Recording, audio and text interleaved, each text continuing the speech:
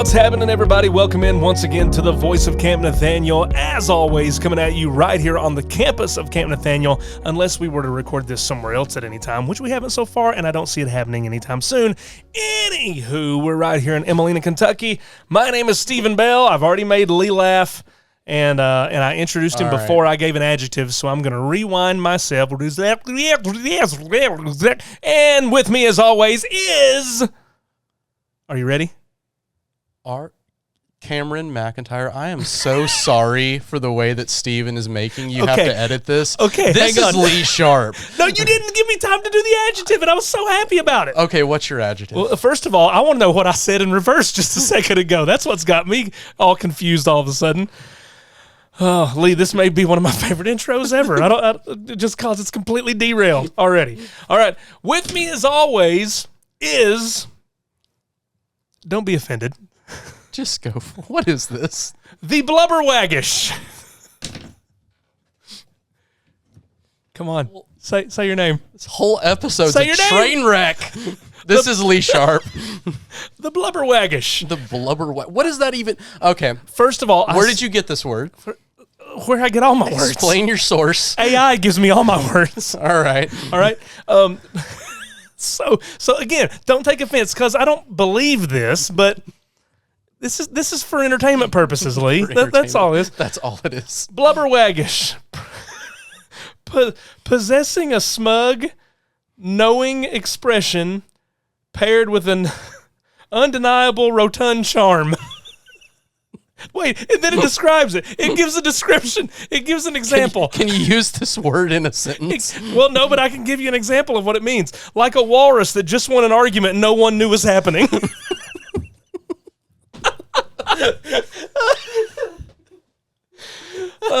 See?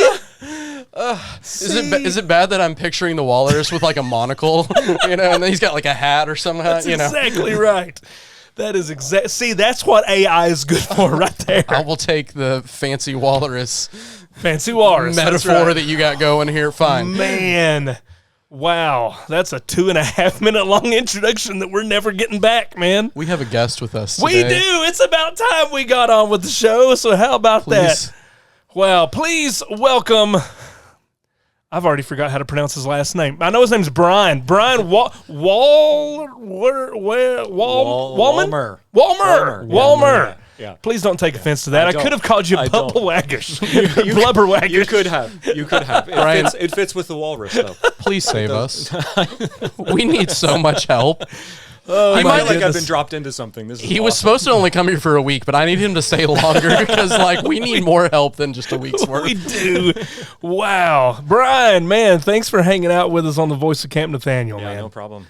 And Bryan is he's our keynote speaker for our 2025 Family Camp Week here at Camp Nathaniel. Family Camp has been going on for a very long time, and here we are again, man. Camp is approaching 100 years of ministry here. Within the next decade, we will have hit 100 years of ministry here. And it's just exciting to know, man, that the ministry carries on, the gospel carries on through these hills. And so, Bryan, we're going to get to know you a little bit, man, and you may have already been regretting sitting in on this today at this point. This is going great so far. But this is what you got, man. This is what you signed up for. This is great.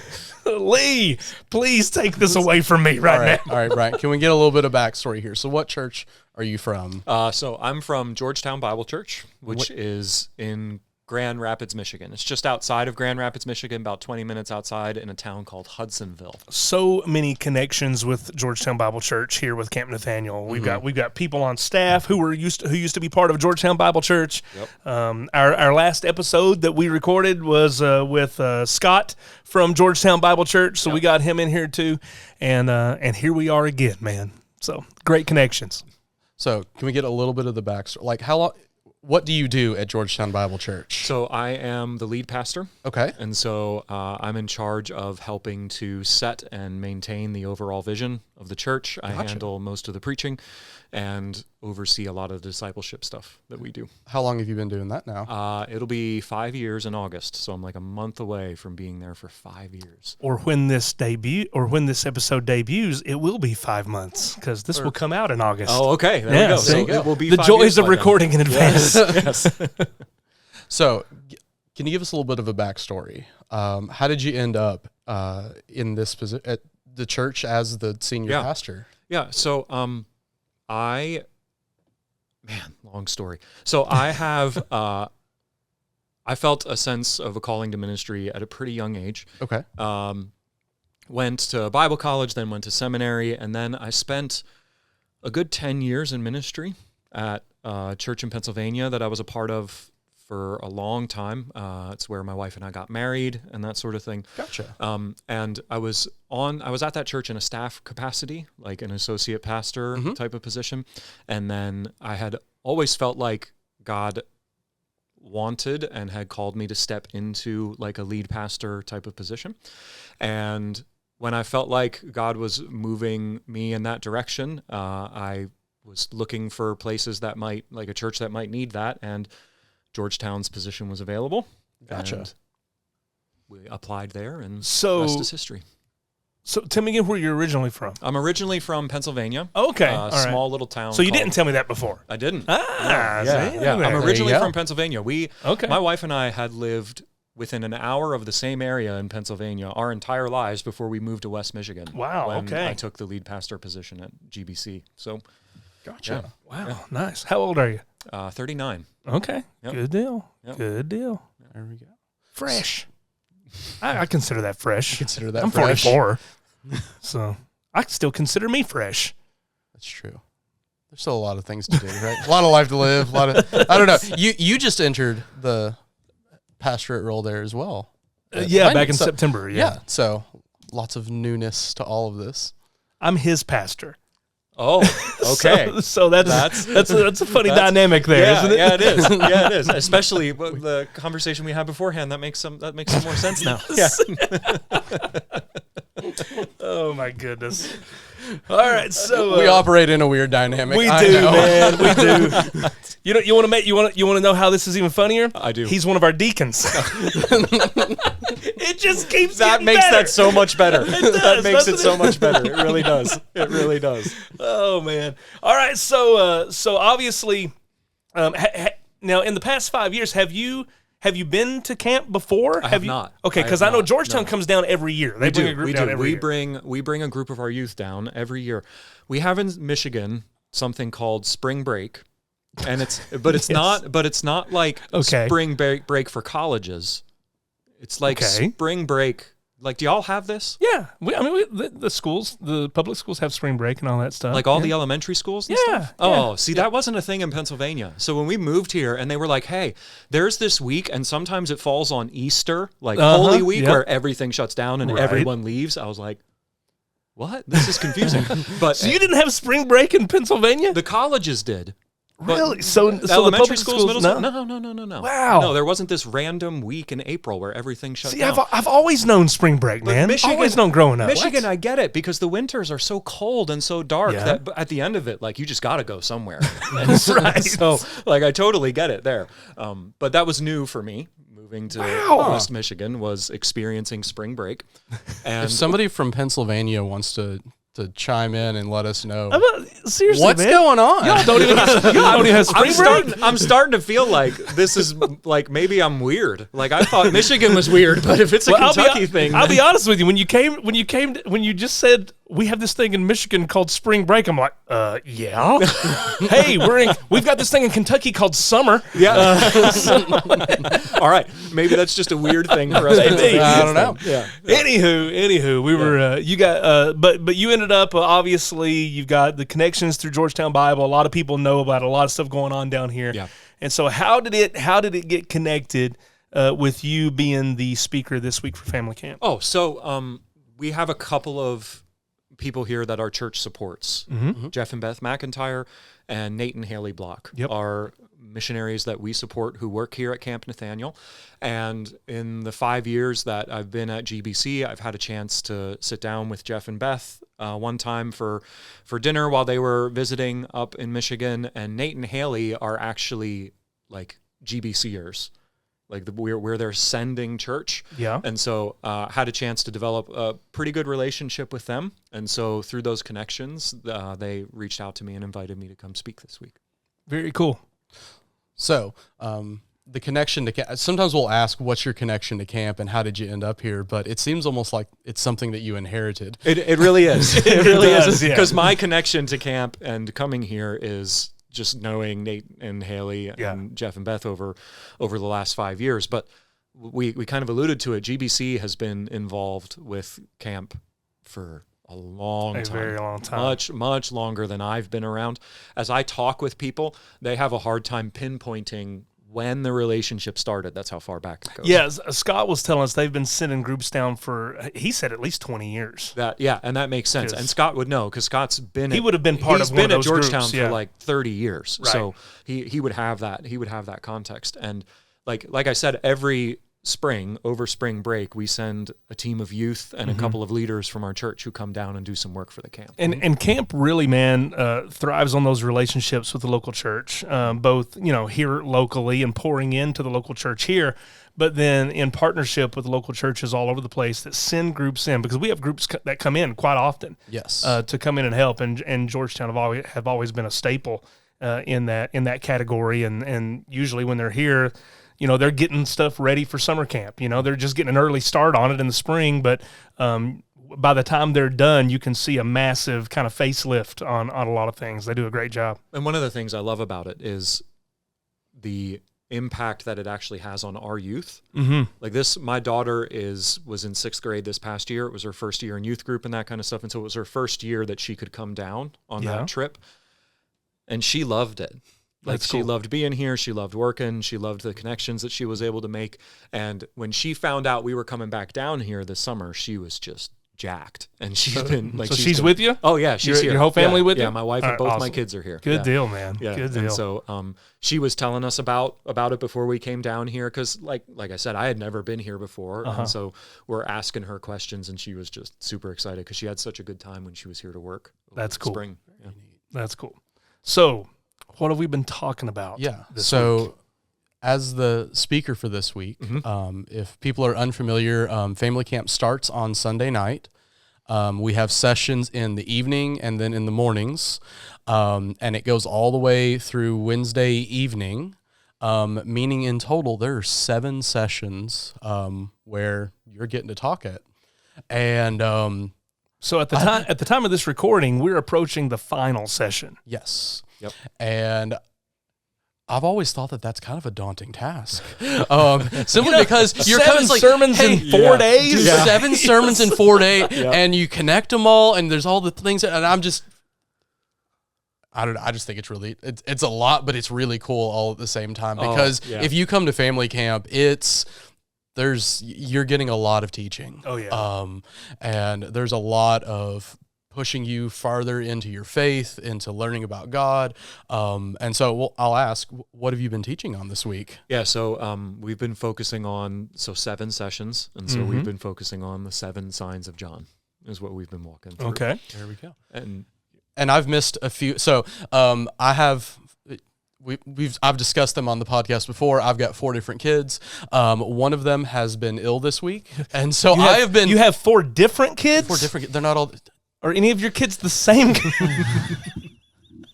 couple of them are the same age, so sometimes the children get lumped together. You have a lot of kids too. Sometimes I've got 6, man. Come on, and they're all different. Sometimes you group your kids. One of my kids has been sick this week, so I've been home in the evening. So I've missed some of the evening sessions. So I was going to say, could you give me a catch up on what we've been talking about? Sure. So the big thing, one of the things that I said, like the first 3 sessions, so that we would be on the same page, is John actually calls the first 2 of these things, he calls them signs. And that's important because what it means is that these aren't just miracles for the sake of miracles. They're not just naked displays of Jesus's power for whatever reason. They're signs. They're meant to point us to who Jesus is and what he's done for us. And so we've been looking at each of these signs that way. And there's some debate about this, about how many signs there are in John and what they are. What we've been talking about this week is we looked at when Jesus turned water into wine. We looked at when Jesus healed the royal official's son. We looked at when Jesus fed the 5,000, walked on water, healed the man who was born blind. I'm missing one in there. Which one am I missing?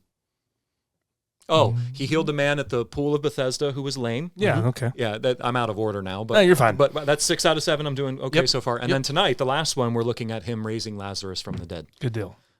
Yep. And so those are the 7 things that we've been looking at, and we've just been looking at them through that lens of what do they show us about Jesus? What do they show us about who he is and what he's come to do in the world? And so, for example, when we talked about Jesus turning water into wine, you'll appreciate this as a pastor, I think. Okay. So when we talked about when Jesus turned water into wine, we talked about the work of the wine, the wonder of the wedding, the weight of the words, and the worship of the woman. Straight up sermon outline right there, man. There you go. And it's 8 alliterations. Yep. Yeah. And it was, I don't alliterate everything like that. So, I set a high bar on that first. Gotcha. Yep. Right. But it's just looking at what do the characteristics of each of these signs show us about Jesus. And so the big thing with that first message was just showing that there were these cleansing jars at that wedding that show us that we all deal with shame and guilt, and we all want to get rid of it. We want to wash it clean, but we can't, no matter how much we try. And that when Jesus turned that water into wine, he was showing that he had come to provide that ultimate and permanent cleansing from guilt and shame that comes with our sin, and that he was able to do that through setting up his own wedding one day when he died on the cross for us. And so that was kind of the gist of the first message, and that we have to respond by worshiping him the same way that Mary did. So Good deal. So we can keep going if you want. Oh yeah, No. We got time.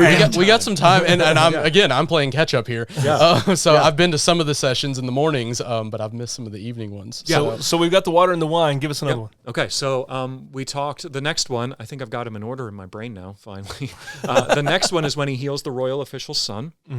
And what we looked at there is the danger of signs and wonders.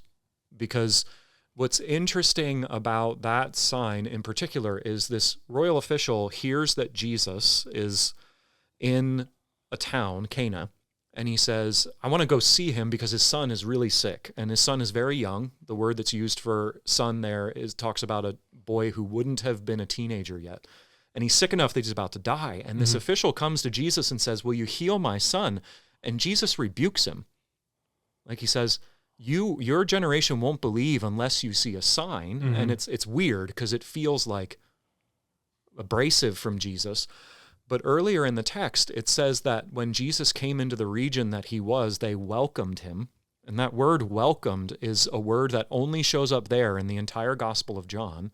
And it's not the word that John usually uses to talk about when people accept Jesus or they receive him. And so the impression that's being given is the only reason they want Jesus is because of what they can get out of him. Yeah, there you go. Because of the signs that they're willing to do for him, and that's the danger of signs and wonders. And so Jesus rebukes the guy and says, it's almost like he says, I'm not going to give you a sign. But to the official's credit, the official won't let Jesus alone. Like he asks him again, I need you to heal my son. And he says, it's interesting. He says, come down and heal my son. Because in Jesus' day, we know that there were other miracle workers, like there were other magicians, but we know that in order to perform your magic trick, so to speak, you had to be present. Like you had to be in the room if you were a healer going to heal somebody. And so he says, come down with me to heal my son. And Jesus says, go, your son's been healed. Jesus says, no, I won't come down with you. You've got to take my word for it. Like I'm not going to do a song and dance. I'm not going to do a miracle for you. I'm just going to say that your son's healed, and you've got to believe that. Which asks a lot of that official, because you didn't heal from a distance in Jesus' day. The only one who had the power to heal from a distance with just a word would have been God. Right. And the royal official believes him, and he leaves. And it's like a 20-mile journey, which in the ancient world, that's a couple days worth of journeying. And so he's traveling home, and you can just imagine, like, you guys have kids, you can imagine how that feels as a dad. You're wondering, is my kid better? Did I believe this guy for no reason? But as he's traveling home, his servants come running to him, and they say, hey, your son's been healed. And he says, when? And they're like, oh, yesterday at this time. And it was the exact time that Jesus said, go, your son's been healed. And the official believes in him. And so what we learned from that was that we have a tendency to believe in Jesus simply because of what we can get out of him, instead of believing in him because of who he is.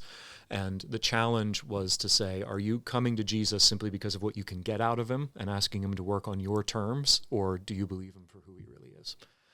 So that was the second session, was looking at that sign. And that's a tough one. Yeah. That is, man. Yeah. That is. You see a similar account. We're actually in Luke 7 this coming weekend. There's a very similar account in Luke 7. I mean, not the centurion and his servant, and and then it's very similar in that the centurion's like, Jesus, look, I'm not worthy for you to even come in my house. Yeah. But if you say the word, I know it'll be done.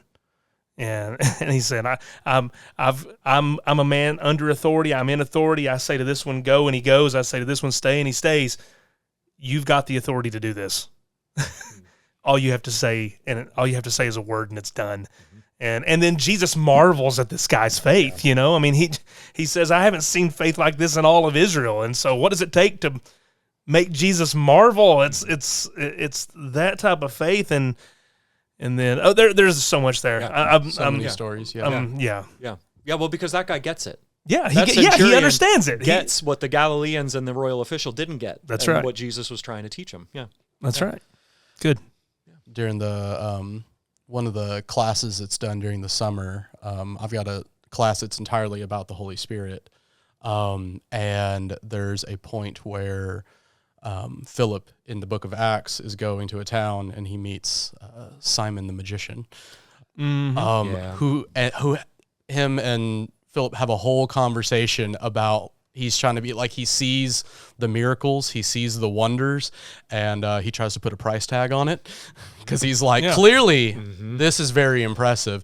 How much to get the thing? And Philip looks at him and gives him a very strong, no, that's not how this operates. This isn't something that you buy. This isn't to make you look important. This is about, again, it's a sign pointing to who is the one who is really giving the healing.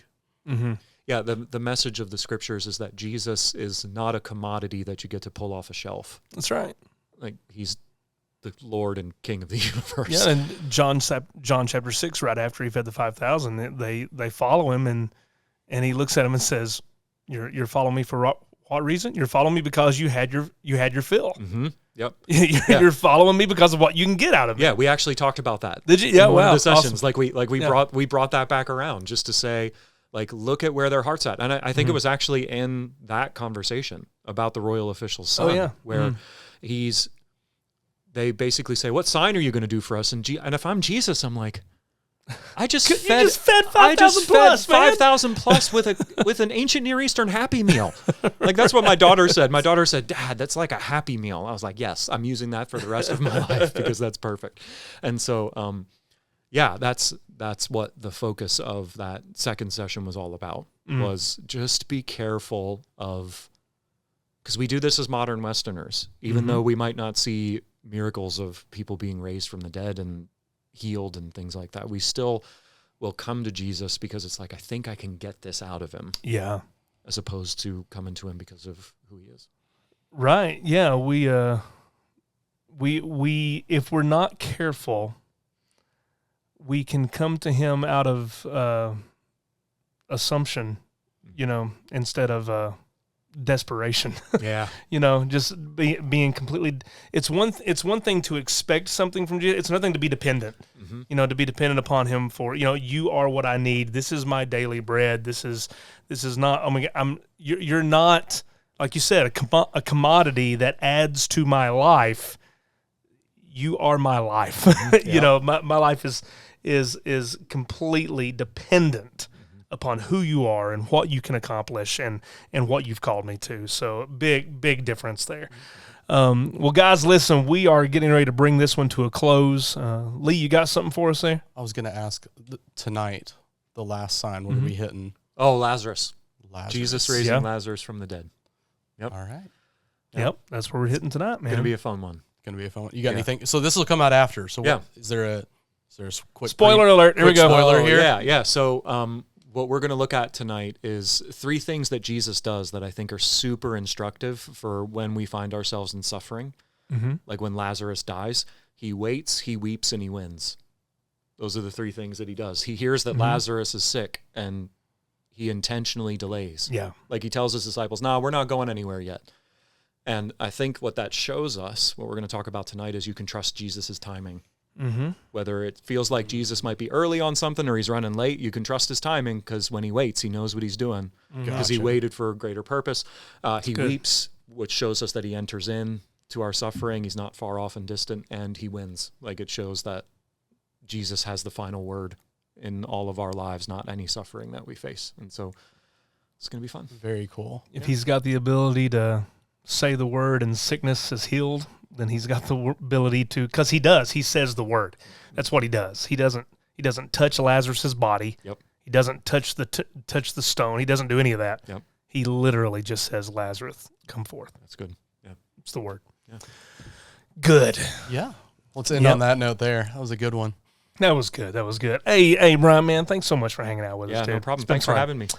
Absolutely. Well, Lee, we've got man, this is right in the middle of August when this is coming out. So that means that when this comes out, summer camp is over and we are gearing up for Outdoor Ed. Outdoor Ed, and then a lot of different events that are going to be happening on weekends around Outdoor Ed.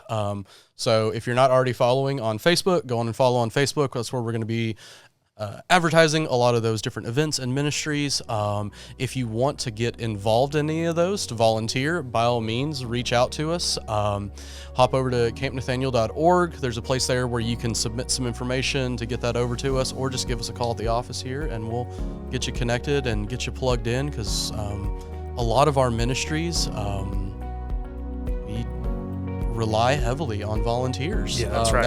We can do a lot, but we can do a whole lot more when there's more of us getting the work done. So that's right. All right, guys. Well, everybody have a great couple of weeks here, however long it takes. Well, 15 days, roughly. Ish. Yeah, it's 2 weeks, right? Yeah. 2 weeks plus 1. Something like that. Yeah, that's all right. Counting's not our strong suit here. No, it's not. No, it's not. As we couldn't figure out the dates in the last episode either. That's true. That's so true. Clearly numbers we're struggling today. Oh, my goodness. All right, guys. Have a great one, and we'll see you back here next time.